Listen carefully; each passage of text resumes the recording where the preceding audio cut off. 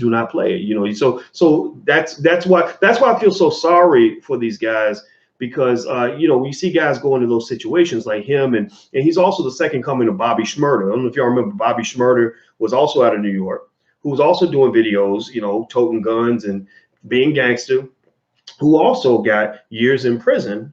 And he also, like Tekashi or like Daniel Hernandez, they didn't really have good mentorship. They didn't have a father. Neither one of them had a father. Bobby Shmurda rapped about how his father was locked up in the pen. And I remember when I saw Bobby Shmurda at Epic Records, you know, and they had him dancing on the table like a monkey. Like, I don't know if y'all remember that, but he was really looking kind of ridiculous. But he felt like he was winning because he had the record deal. He's like, I'm winning. He's like, you know, looking like I'm making money. I'm doing the shmoney dance, right? Like, you know, like, and they don't understand history. They don't know that there's a 300-year history of black men acting like buffoons in front of white people in order to get money, right? You ain't the first one to get money for coonery. Coonery is as old as prostitution and cockroaches. Like, it's been around since forever. So he's getting all this money, all the shmoney, as he called it.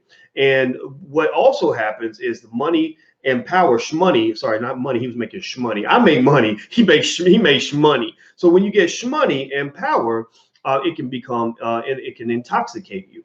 It can intoxicate you. You know, it's like a drug. You know, money affects the same region of your brain, as according to Professor Andrew Lowe at MIT. Money affects the same region of your brain as cocaine and sex and chocolate, right? So imagine somebody gave you a big pile of cocaine with some vagina on top, or penis, whichever one you prefer, and some chocolate to go with it. That's what money does. Money gives you a high. It makes you feel invincible. It makes you incredibly happy. So because these guys were getting shmoney, they thought everything was okay. Now, here's the thing, right?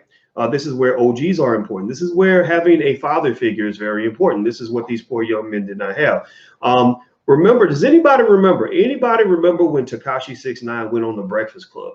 Does anybody remember when Tekashi went on the Breakfast Club at the peak of his career, when he was making the most shmoney and he was selling the most records? His videos were getting, his video with Nicki Minaj, I looked it up, it had 800 million views or some ridiculous number like that, right? And did anybody remember Charlemagne, the guy? Charlemagne might be crazy to y'all, but he ain't stupid. I know Charlemagne. I've watched him. I've analyzed him.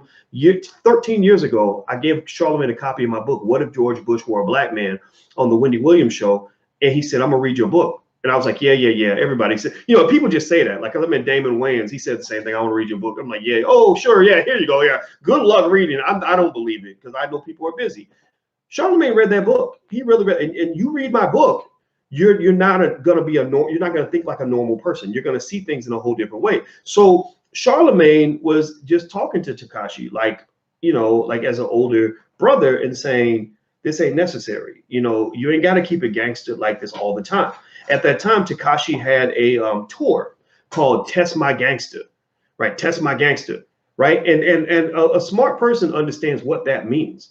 Like, words are powerful. So when you have a tour called Test My Gangster, and you're the loudest peacock, you've got the biggest colors, and you're repping the hood, is, you know, like you're the king of the hood and the king of New York and all this other stuff. Kings are begging to be tested already just by being the king. In China, they have a saying that says, the fattest pig always gets slaughtered. So when you are the fattest pig, you're so supposedly king of New York. You remember 50 Cent named Tekashi 6ix9ine the king of New York. When you're claiming to be the king of New York and you go around the world with a tour called Test My Gangster, then you're basically saying, I'm here, come get it, right? Like the Black Panther, when he says, I take on any challengers. Well, if you take on any challenges, you better be ready for that challenge. And I don't think Tekashi was ready for that. I don't think he understood the gravity of the world that he was creating for himself. Like, I had a girlfriend 25 years ago who said something to me, like, she said, well, if you keep rapping about flowers, eventually somebody gonna bring you some roses, you know. Or Jay Prince, who rap a lot, said, if you keep campaigning on this gangster shit, you're gonna eventually get elected. Or he said something like that, right? So here's my point with Tekashi. Here's where I was really thinking about this, you know, because my father could be defined as a thug. You know, if you talk about young thugs and dudes just kind of doing some things that can't be repeated on video. You know, my father is not he's done things, and he's told me stories, and they've been very interesting stories. I don't think Tekashi was ready for that. I really don't. What I also notice is that people who've really been through things, when they see somebody just talking and inviting that lifestyle, they're usually the ones who are the quickest to say, "Are you sure that's what